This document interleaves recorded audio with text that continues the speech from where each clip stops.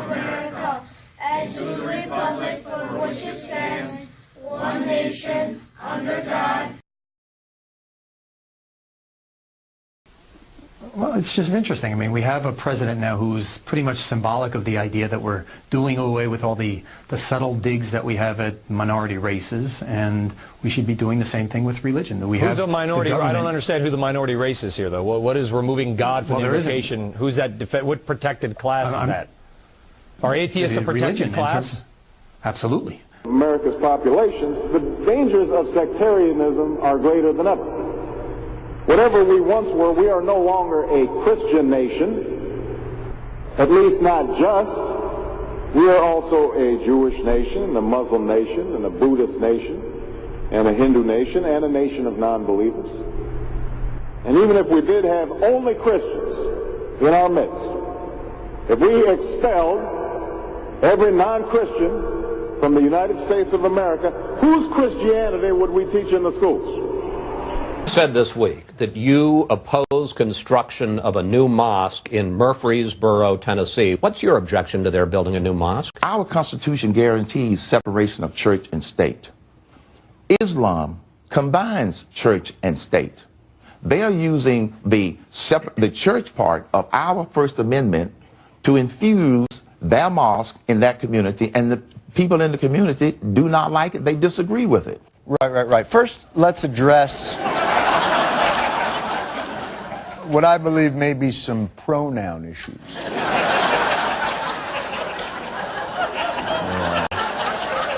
Using our First Amendment to build their mosque. You think our First Amendment protects us from their mosque, when in reality, the First Amendment protects their mosque from us. So you're saying any community, if they want to ban a mosque? Yes, they have the right to do that. That's not discriminating based upon religion, against their particular religion. I'm pretty sure that's the definition of discriminating based upon religion. Let me see if I can illustrate that by replacing the word mosque in that sentence, in the yes, they can ban the mosque sentence, with the word church, or synagogue, or church-synagogue, or Scientology Celebrity Center. See, unless you're suggesting Islam is something other than a religion. Islam is both a religion and a set of laws, Sharia law. That's the difference between any one of our other traditional religions, where it's just about religious purposes. Yes. It's very different. I read about the strangeness of their combination of religion and laws in my people's holy book, the Torah, which translated into English, I believe, literally means the law.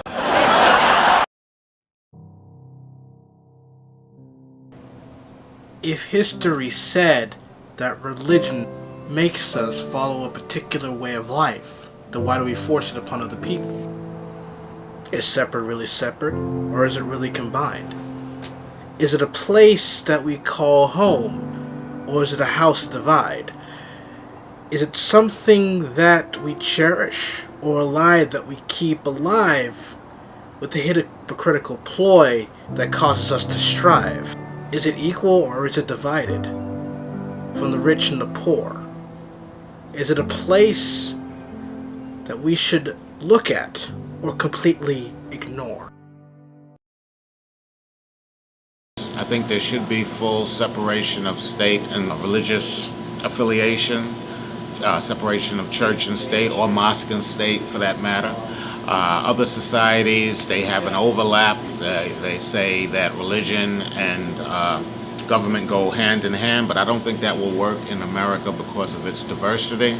You know, you have Muslims, Christians, Jews, Jehovah's Witness, or indigenous African spiritual beliefs, Santeria, voodoo. There's all types of spiritual beliefs that people have. And I don't think that the government in any way should get involved. I am aware, though, that the second President Bush blurred the lines between the separation of church and state. He allocated government resources to church and other spiritual influenced organizations. I think that has been a mistake. Since him, President Obama has done the same. He's expanded it, so I think we're going down a road that we shouldn't be going down. I think the original founders of this country got it right. They got it wrong in many other instances, but as far as separation of church and state, they got that right, in my opinion. My beliefs on the separation of church and state are as follows. I think it's a healthy practice that the government and church are separated, and I think it should remain that way. I don't really agree that God is included in our Pledge of Allegiance. I always thought that was strange. I mean, they do, but in a way that's maybe not so beneficial for us, because as much as people don't really view religion as something that should be still used because they feel it's outdated or it's corrupted or they just have some sort of issue with it, I think in some sort of way it is nice to have it. Maybe not to govern a nation, but really to kind of just in your mind think of a God outside of us. Because I feel like when we're just governed by rules, people are playing God. And that's not really helping us, because you can't really, it's not really moral rights, it's more rights that keep a nation kind of steady and kind of like who's on top, like a class system. Like they're keeping that moving, not really thinking about what everyone could like provide to a whole like civilization.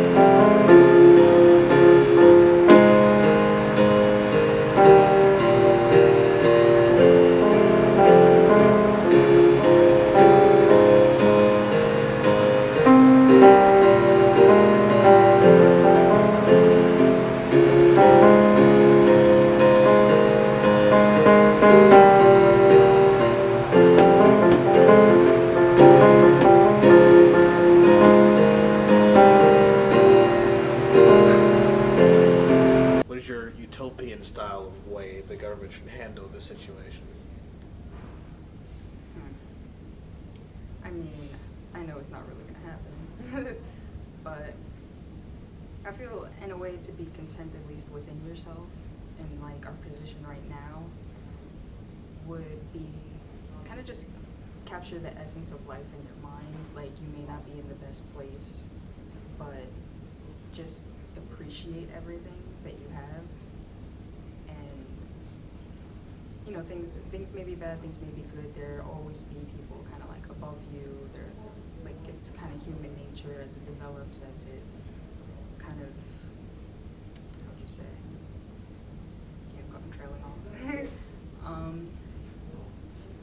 I don't know, but basically don't put like materialistic items or like war, religion, or anything like too above what we have. Like don't label things too much, just kind of appreciate like just the land that we have. I guess in a sense, in a spiritual way, because if you're more open to people and you're kind of like more real with people, like you're not really like judging them based on what they're wearing, what their job is, or you know like what they kind of like if someone's done bad, like as a banker or something, like when we bailed them out of the financial crisis. Like as bad as that was, like don't try not to blame people for what happened. Try not to put so much blame on it. Like we need to break down the whole system because like everybody's just fucking up. Kind of just, I guess in a sense, hear everybody out in a proper way, but I don't feel that's really being done completely. doesn't really help everyone. Like, not everyone's getting a proper education to express themselves. So, I have many views. That's cool. That's awesome.